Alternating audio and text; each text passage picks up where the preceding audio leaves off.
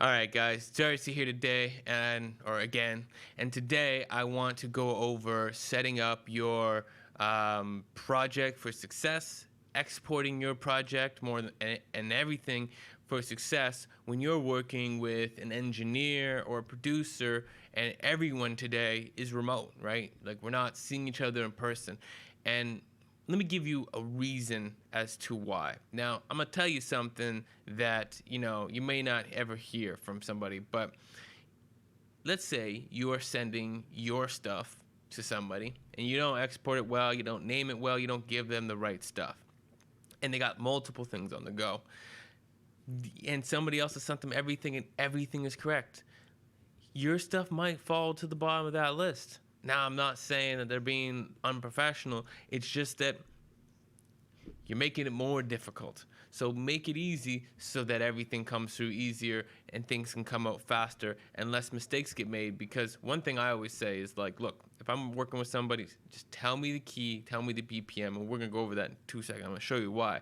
Or show you how, sorry. But the thing that is so important is that sometimes you use a BPM detector, right? And your BPM detector is slightly off, and you're halfway through the mix, and then you realize everything's not on the grid, and things are starting to mess up, or you're auto-tuning with the key and things are starting to mess up, and good ideas that might have been coming and flowing through your head of what to do with this mix or this production are starting to leave your mind because you're trying to fix a problem that would have been solved if someone had just given the information. So when you are sending your stuff to somebody, make sure you can send them the key and the BPM. Make sure you have that information aligned before you even send off the files, right?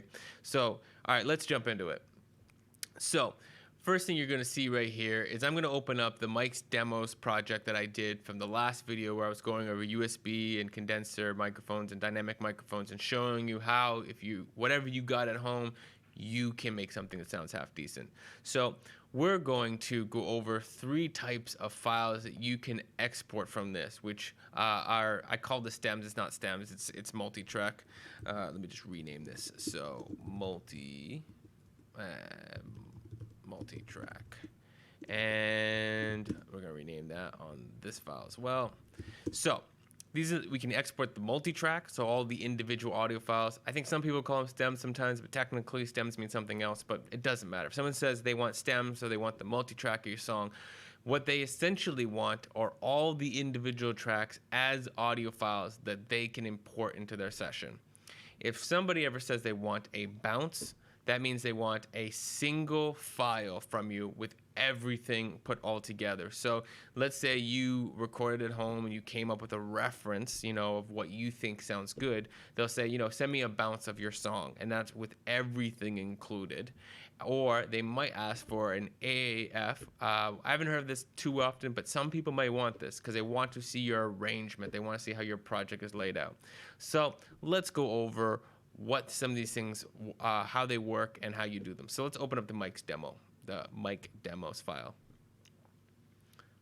So open this up in Logic. And by all means, this is not Logic specific.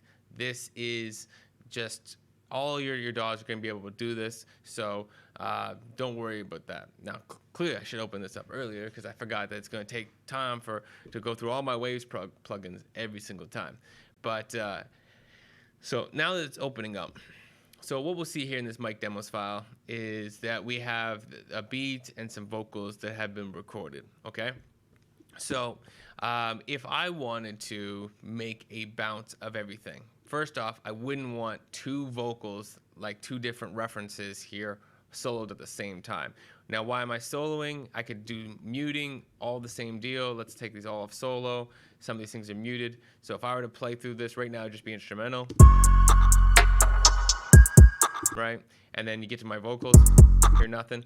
So if we unmute one of those, let's say the engineer's like, send me, I want to hear your reference with USB mic, right? Girl, let's kick it on the low.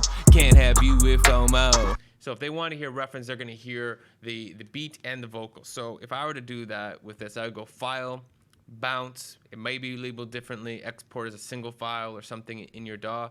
And now we go project or selection, which are basically the project in Logic is essentially, can I make this more narrow? Apparently not. There we go. Nope. So the project is wherever this little line is here at the end. I'm trying to show it.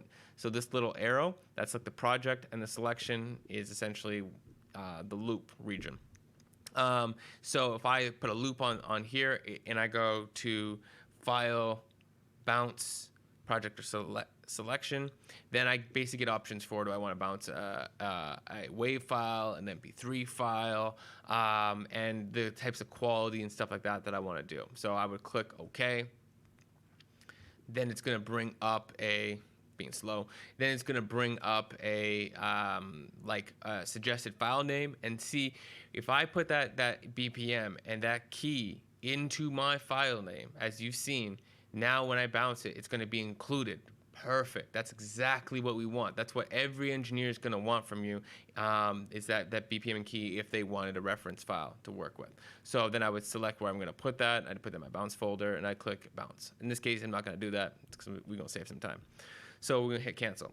Now, the next one is, okay, I want a multi-track or I want stems, right? So what we're going to do with this is that I can't remember. I think if you have stuff muted and you bounce, it won't come through. Or if you do export as audio files, it'll come through as silent. I forget off the top of my head but regardless, if anything comes through blank, you just need to make sure you unmute it. So I'm going to go File, Export, and then all tracks as audio files. So I would click that.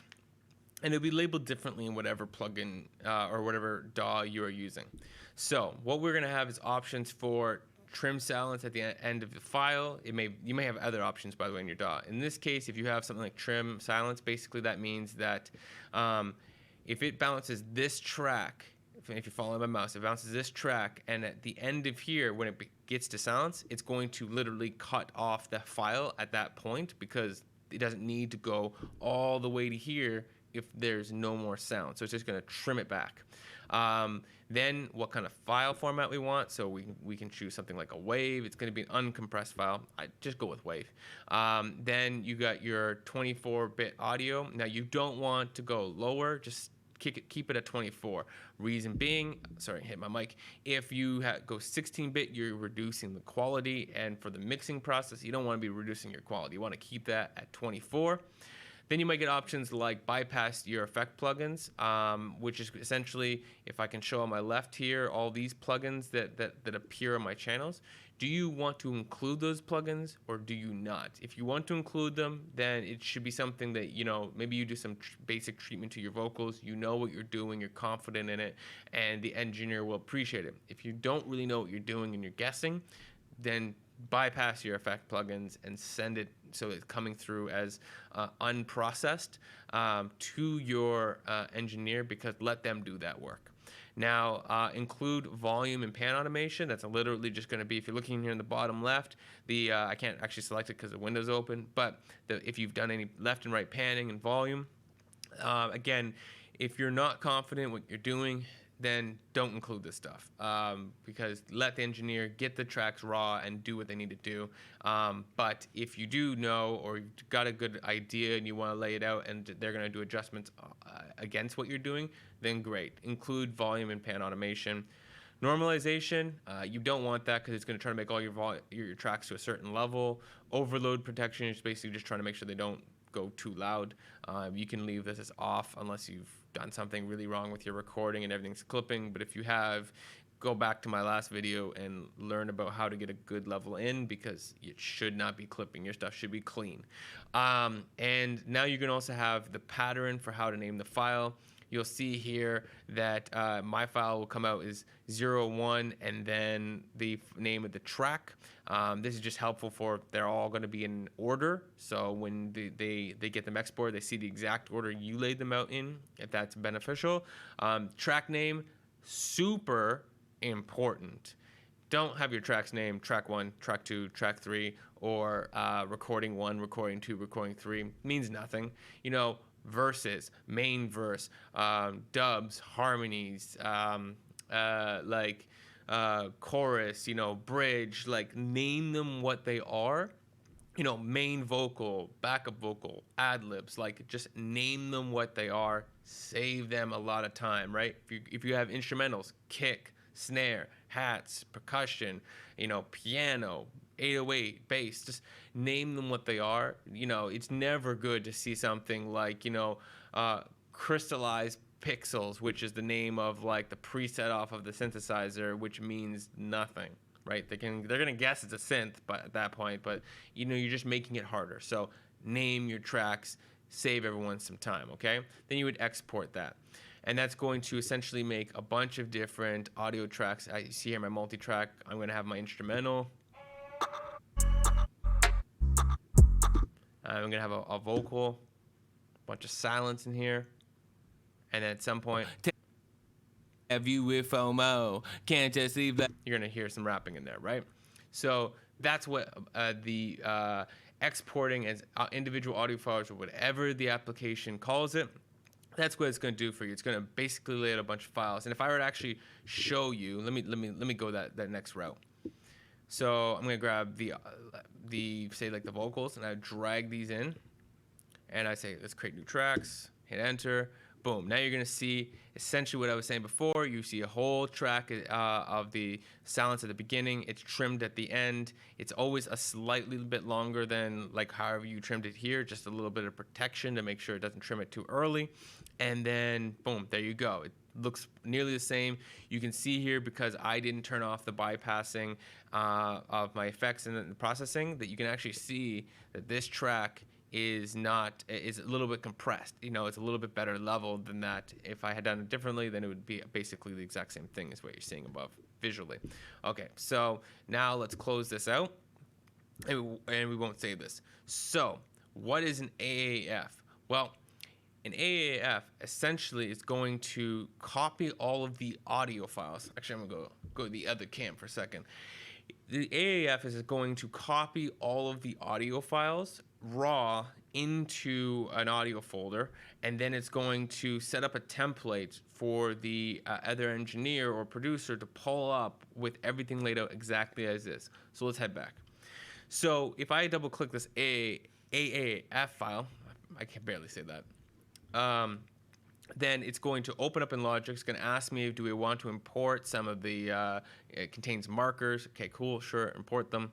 And then now you're going to see it's going to basically create a project with the raw audio files laid out in the same way. Now, Logic's kind of weird here and decides to take my stereo track and goes, oh, these need to be two individual files when it imports it, even though they're not, and says left and right. When I imported this into Luna, which I'm just in the testing phase of, it didn't do this. It knew it was one track and just put it in one time. Don't know why Logic does this. I don't know. Whatever. It doesn't really matter. I just end up deleting this and calling it a day. And obviously the ordering is a little different, but whatever. The real benefit here is that everything is laid out the way you arranged it. Now, is this approach better than the bouncing it exporting as multi-track? No. Why would you want to do this approach over the other way? Well, maybe you've done something really crazy with arrangement, and that's really beneficial, and you need, when the other person sees it, to see everything laid out. Maybe you've made a bunch of weird cuts, like, I don't know why I just cut a bunch of vocal, but like you just did this cut, and you would see it come through exactly like this, all cut up, all chopped up, and maybe that's relevant. I don't know.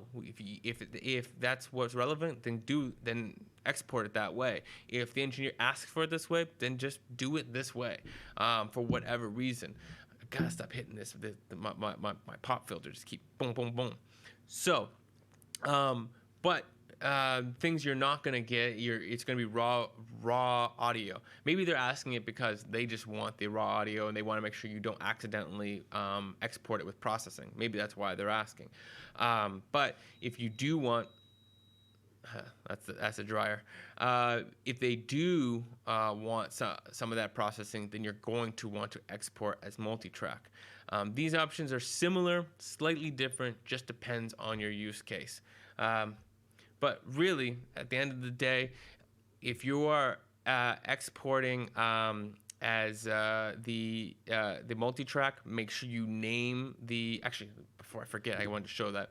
Make sure you put in the multi-track folder right here. You see 124 BPM, the key of the song. That way, when you bounce it, when you compress it, it's going to include that information because it's not going to be included when you do that version. However, as you know, when I open up my AAF file, it already put the 124 BPM in there because that's what was included in my export. It's metadata that it needs. So, I mean, that is another difference as well.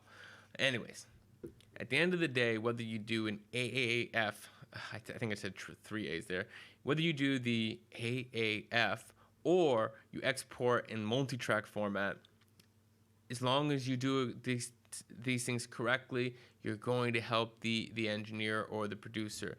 As long as they're getting the key of the song, as long as they're getting the BPM of the song, you're going to be helping them. As long as you're not sending them a bounce of the entire song with everything and then saying, mix my song, and it's your version of the mix, then you're going to be doing all right here. Anyways, I hope that all of this is helpful and that, you know, as you're getting inspired to make music in these, you know, troubling times and you are, you know, working remotely and maybe you're used to always being in the studio, that some of these things help you go to that next level, just make the collaborative process easier because these are just some simple fundamentals you need to know so that you know, that damn dryer beeping in the background. These are things you need to know to make sure that everyone is saving time and able to send the right things, and you know the process that you have with whomever you're working with is going as easy and as smooth as possible and making your life better. Anyways, peace y'all. I'm out and have yourself a good one. Stop recording.